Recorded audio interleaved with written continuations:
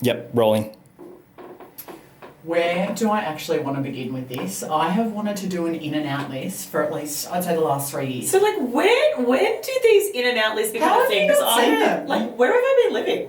You obviously don't doom scroll like I do, which you have just allowed me to start on my out list, which is, funnily enough, the first one. Yeah. When you get your little index finger out at the end of the day, when you probably should be talking to your husband or spending time with your kids, and you just literally do these ones down your iPhone. Yeah. Don't know what I'm looking for. I'm just doom scrolling, and before I know it, I am like 6 pages deep from the girl from high school's new husband's ex-wife's daughter's dog. And when you try and like jump back out, you go, how have I just spent the last 25 minutes? Which the Apple phone is very good at telling you how much screen time you have. And let me tell you how much time I'm spending. How? You're not doom scrolling? This isn't new, no, okay? Because I don't know if it's definitely since having the podcast, I've been using social media differently. So where I used to be like best friend's brother's dog, now I'm more like, what's that podcaster posting about? Oh, that's interesting. And what's that influencer doing? Oh, okay, that's how they're getting their audience and amplifying, and that's what's working for them. So you're using it as a tool. Yeah, but you're being you're very present in your social media. Look, I'm trying, but the thing is, if it was all positive, I probably would do more of that. But what I find is the shadow side, my competitive edge that comes in, and I'm like, why are their posts getting 100,000 views, and why are they? And it probably because they have fake followers. I don't know. I don't know how this thing works. It becomes quite competitive, which is that's my shadow side of perfectionism. Here we go. It comes out all the time. There she is again. We need to give her a name. Yeah, I know. I'm going to come up with a good name. By the next podcast, I'm going to have a name. That inner child woman. We've got to deal with her. But anyway, I get so competitive. So I'm not competitive, more like I'm massively impressed by what you are achieving over there. Wow, girlfriend. Kudos to you. But internally I'm like, why aren't you doing what she's doing? So I honestly want the best for everyone, but I just berate myself for not quite being there. And the thing is, you shouldn't compare someone's chapter 50 to your chapter 1, right? No. They could have been at this for 10 years. And then your version of doom scrolling is just different. It's different. And we talk about it with social media all the time, the reaction that you get. So you need to catch yourself next time you are doing your version of doom scrolling, unlike my version of doom scrolling, which is just like so lowbrow. You know everything about everyone. Like we sit down and you're like, in touch with people. Have you seen so-and-so's new boyfriend? Oh my goodness! And have you seen that? How awkward is it when you actually do bump into that person that you haven't had a conversation with for 10 years, and then they're telling you what's going on in their life, and you're like, I know. And I know your daughter wore blue yesterday, and I saw you were both at Woolies. Yeah, I saw all of that. So it's so weird. It's so weird, and I agree. And we'll talk about our ins because this is our outs. But yes, because the out for me was this doom scrolling, weird, businessy, competitive edge. Yeah. I definitely had a new motto this summer, and I just didn't really look at my phone, Insta on my phone as much to prevent that. Okay. But yes, we'll talk about the positive. All right, let's go through our outs. Okay, so what else have you got? Okay, so my next one, controversially, is hangovers. They're just no good. So you're not going to drink anymore? You're not going to be my drinking buddy? A lot of people aren't drinking, and a lot of people are... not drinking as much. So maybe that's where I need to start. Not drinking as much. Yes. Yeah. And I think I'm only saying this because we're obviously start of the year and I'm still feeling a few of the hangovers from the silly season where you're just out and about so much. Yeah. And I hate just feeling crappy the next day. It doesn't happen all the time, but don't want to be that place. I think we've spoken on the podcast before. Yeah. My parents are social people. They love a party. You know, when they were probably a similar age to what we are now, they were always at parties. Yeah. I never remember my parents ever being hungover. Yeah. I never want my kids to see me hungover. Yeah. So I think that's kind of what's sitting behind the hangover. Yeah. Like, I just don't think it's a healthy thing. You know, relationship with alcohol. I want my kids to have a really healthy relationship with alcohol. Yeah. So that is why hangovers is on my out list. Yes. Yeah. I'm going to keep going. Okay. Normalising burnout is also on my out list because I feel like we do that a little bit. Yeah. In, you know, I'm so busy or I'm so this, I'm so that. Like, how are you busy? Like, just want to stop. I need to find something else. Yeah. I put anchovies. I just hate anchovies. I tell you, my mind is a very warped place. The things that I come in, I literally just did this as like, okay, my next favourite one is, what is out? Shit wine is out. Yeah. I would like to clarify here that it is not cheap wine. Okay. There is very good cheap wine at Aldi. Okay. Cheap champagne, cheap red wine, great Spanish one. It's got a bull on it, I think. Highly recommend. Okay. But shit wine, you know that wine that... Sorry, Mum, for swearing. I know every time I get a text. Oh, there goes my phone. Don't swear. There's one more swear word coming, Mum. Sorry, just tune out. But no, that wine that hits your palate and you just want to spray it out. Yeah, but do you keep drinking it? Well, typically I have previously, and I've actually got a memory that's popped into my brain where Mum, again, turn this off. I was at quite a nice restaurant and this wine was just really, it was probably a very expensive bottle of wine, but it didn't taste nice. So do you know what I did? I blocked my nose and I kept drinking it.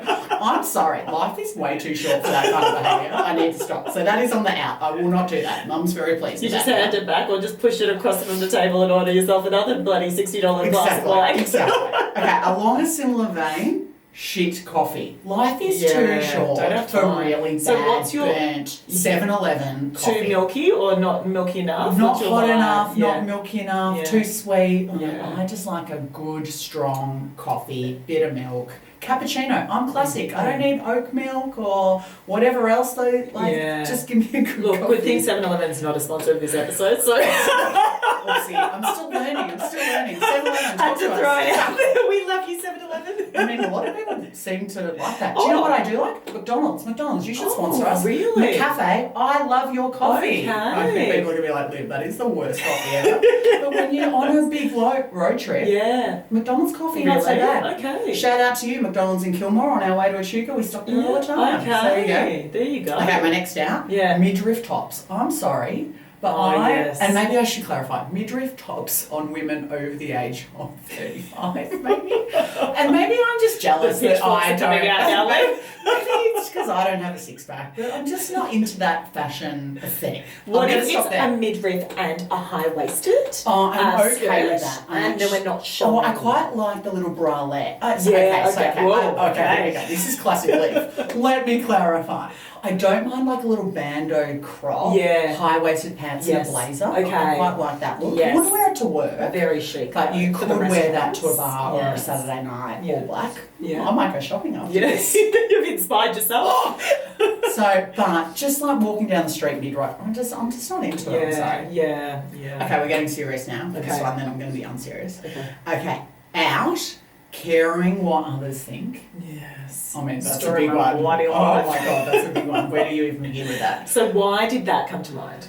Why did that? Because, and we spoke about this on the earlier episode, I am a people pleaser. I care so deeply. I am willing to go to the end of the earth to please somebody. Yeah. Whatever they need, whatever they want, I will do it, even if it's a massive sacrifice for myself personally. Yeah. And it's just not happy. Like, a lot of people say, you know, there's that book, obviously, The Subtle Art of Not Giving a Fuck. Yeah. That's kind of where I'm at, that I need to get closer to, because the negative energy and space that caring what other people think, where they're probably not even thinking about you, to be completely honest, just takes up too much space. It's such a overarching anxiety that I still have and have lived with my whole life. Do you feel people could take advantage of that trait? Have you noticed instances where like, or is it more just you feeling like I didn't need to go out of my way that time, or what is it? I don't think people deliberately do, but people know that I will say yes. Yeah. Like I will kind of talking about like I'm a doer. I will always say yes. Yeah. I don't think people go out of their way to be like, Liv's a people pleaser and she'll just say yes. Yeah. I think it's just more me. Yeah. It's that combination of people pleasing, but also being so worried about what other people might think about whatever it is that I might do. So I'm just going to try and let go of that a little bit. Yeah, and I think with age, like now we're so wise, and now, you know, heading towards 40, with age, I just feel like I've become more and more like grounded in myself. And, you know, don't get me wrong, people please, you know, hands up to say absolutely. Yeah. However, less so, because you kind of go, right, well, I've got limited time.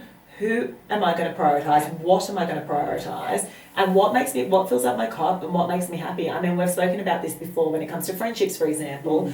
Often we're holding on to these friendships because they're 20 years deep and you're like, oh, you know, I have to because it would be, you know. But sometimes you have to go, well, does that person fulfill me? And, actually, back to this book that I read the other day. And they said the way to judge a strong friendship, and this literally like hit me so hard, it's not the people who are with you when the chips are down. It's the people that stand by you and support you to the nth degree when you are killing it, when you bought the house, when you got the promotion, when you've achieved something that you've worked so hard for, so proud for you, versus, oh wow, you're going to be in a fair bit of debt now, aren't you, love? I've had stuff like, oh wow, you're doing that, like, and I'm like, whoa, hold on, so I didn't actually ask for you to,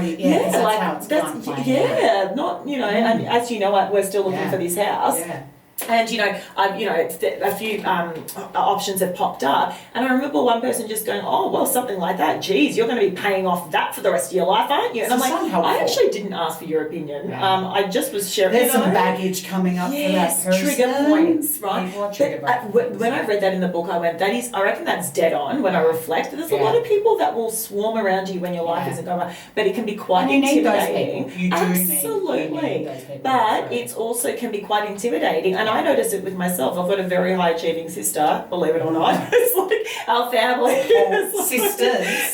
Sisters. And they'll achieve certain things, like be on the front of a magazine, like for business something or other, or whatever it looks like. And I'll look at that and I'll go, oh my goodness. And I'm so incredibly thrilled for them. But part of me is like, oh, I'd love to have that opportunity. So I get it. Like, that's so normal to feel like that. Yeah, but to feel like you are supported by the people around you and that they're going to be there, and you don't sound boastful to them when something great happens. You know that they're going to have your back. And there is no better feeling, and you know, through your highlights or my highlights, whether they're professional or personal, there is no greater feeling than being and celebrating that person as a friend, and then to be celebrating that with others. Right? You can feel that feeling. Yes. It's a really special thing. Yeah. All right, last 2 outs. Okay. Spoken as someone who spends a lot of time packing for weekends away. Overpacking. It's just out. I just pack way too much. Like, I don't need to do that. So overpacking is out. My last out for 2024 is buying clothes just because they are on sale. I do it all the time. And basically saving money. I love a 50% off sale. Like 50% off is my kryptonite. And then like 3 colours of the same top. It's just the waste. So maybe that's an moving to in sustainability. So out. Just don't do it. You don't need it. I know it's really cheap. I know you can say to Mark, hey, look, I saved money. And once I did that, actually, I tallied up if I paid the full price for all of these things. I was like, look, honey, I saved $2,000 by, I only paid $300. It really would have been $2,000 if I paid full price. And he's just like, eye roll. So that's my out. Have you done some outs? I feel like yours were really extensive, and you know what, we've touched on a lot of mine through yours as well. I want to hear. I mean, I literally had things like caring what other people think. Burning I've taken this very seriously. I love this. Okay, no, hit us with your. I feel like there's my ins. A lot of people nodding profusely. So let's keep going. You're on a roll. Let's go.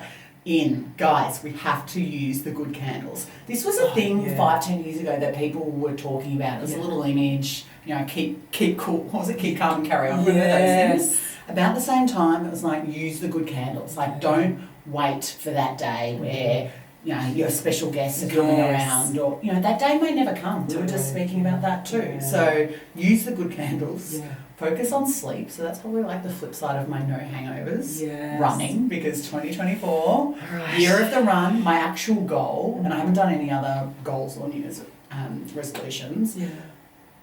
I just contradict that. My one goal, I suppose, is to do 10K, because as many of you know, I run 5K and then I stop. I don't even do like 1 metre over 5K. I just get to 5K and I'm like, okay, I'm done now.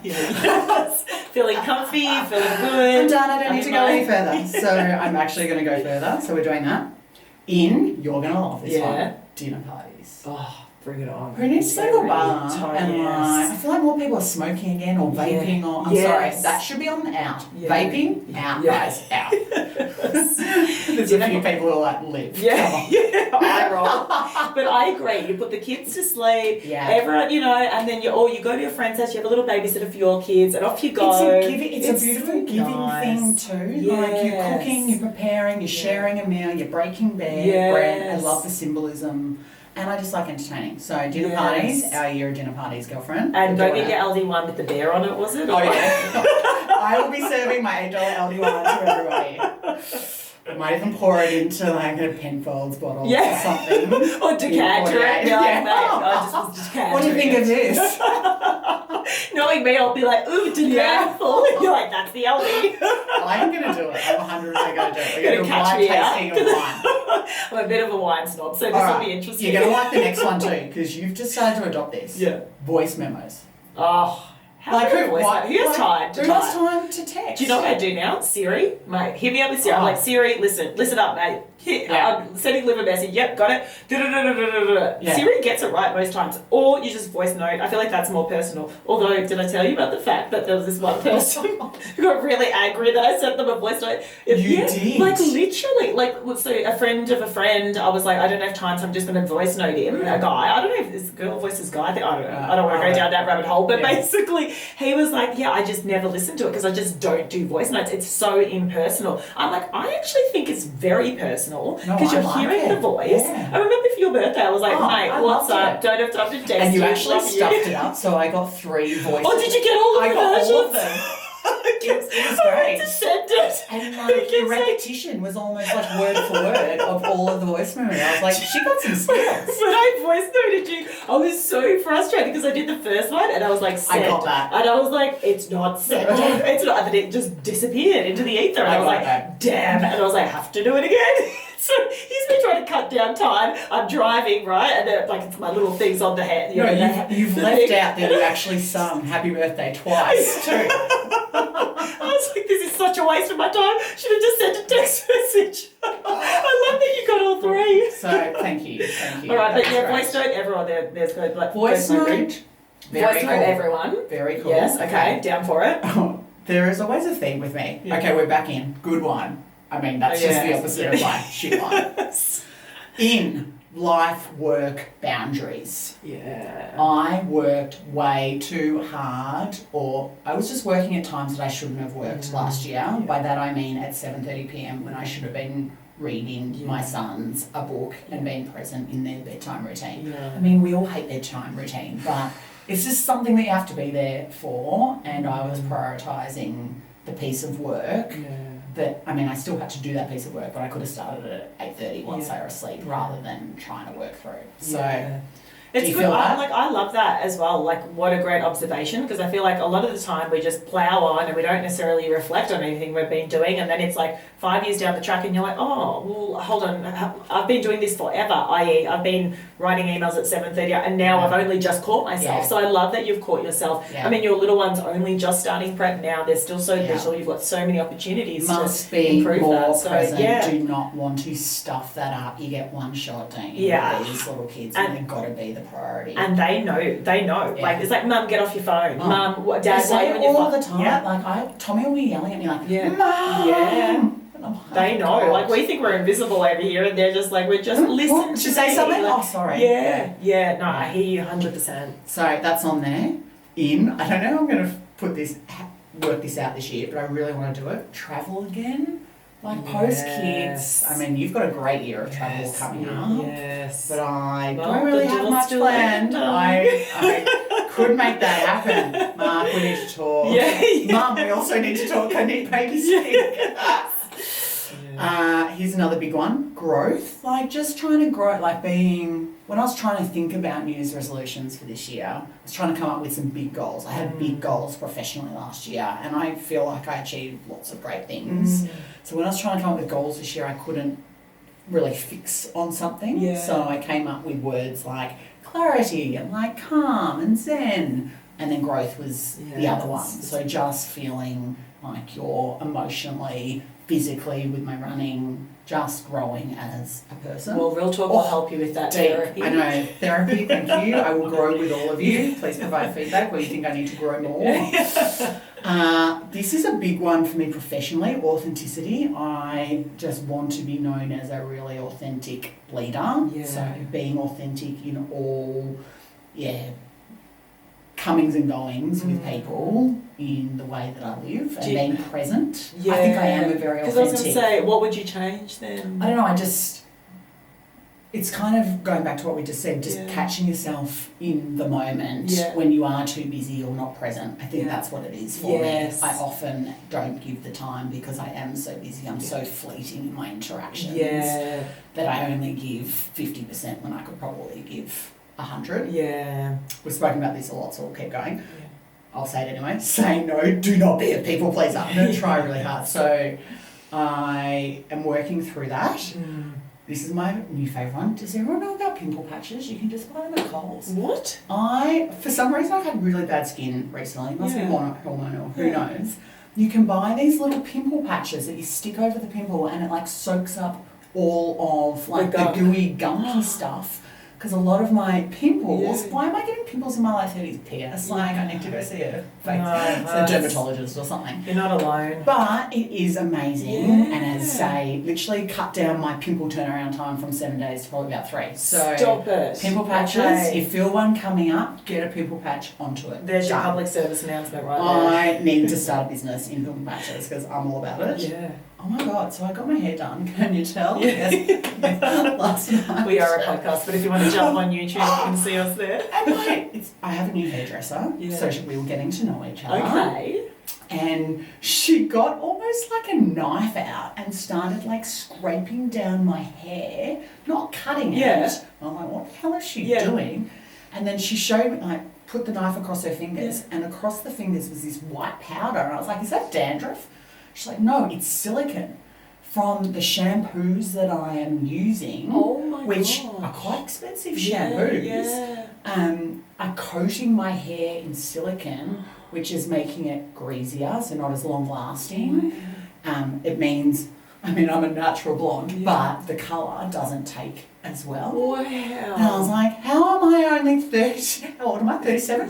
37 years old and I'm finding out about this now. Many of you are probably listening and going, duh, but my mind I've never heard of it. So get a knife out and scrape it down your hair and see what you find. I couldn't get over it. So I've bought some cleansing Is it safe to try it at home though? Or is I don't know. Like everyone get your knives out, you'll be right. Let's not recommend that. But it's a thing. So maybe that will be a next episode when I research good quality shampoos. Maybe we can get some sponsor for that. Well, all right. Hit me up. We'll be looking fine with our hair. Yeah, okay. My last in, and I spoke about this on the last episode too, when I got rather frustrated in a meeting at work recently. Yeah.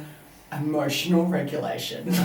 Preach, honestly. With kids, at work, just catching yourself and understanding why. Like, what's triggering you? Yes. And why? Is that person looking for a reaction? Yeah. Is it because you're tired or burnt out or stressed or whatever? Like, there's always a reason, and we're all human. Like, I'm not saying we're going to be perfect and I can stop screaming at my kids. Yeah. I don't scream at my co-workers, just to be clear. I wouldn't be in my job if I did. But just trying to, like, regulate and be more self-aware and emotion. And I think that all comes down to, as well, your mental well-being, the physical well-being, and all of these other aspects of your life. If they're kind of humming, then all of a sudden you do have space to kind of, like, take a beat before reacting. I think when they're chaotic, you haven't done your exercise, you haven't, even thought about yourself for, 3 months, then you're just reacting. We're just we are reactive, right? Yeah, we're all becoming more self-aware as we mature. And I, as you know, am someone who wears my heart on my sleeve. Anyone can just look at me and know if I'm stressed, happy, sad. Yeah. And I'm very aware now that the people around me, particularly those that I work with, get taken on that roller coaster ride of my emotions. So I think it's the next kind of thing for me personally, my personal growth to work on. Yeah, I love that. And like, not even work per se for us at home, right? If we're down at home, the whole family. Very true. Mark's like, what about me? I feel it more than your co-workers. Love it. Well, thank you, Liv, for sharing your ins and outs. That was very comprehensive. We should reflect at the end of 2024 how we did with the... Yes, actually a good one. And I'll pop them on Insta as well, and people might want to share theirs too. Oh, good. All right, love. Until next time. See you then. Oh my God, open that door.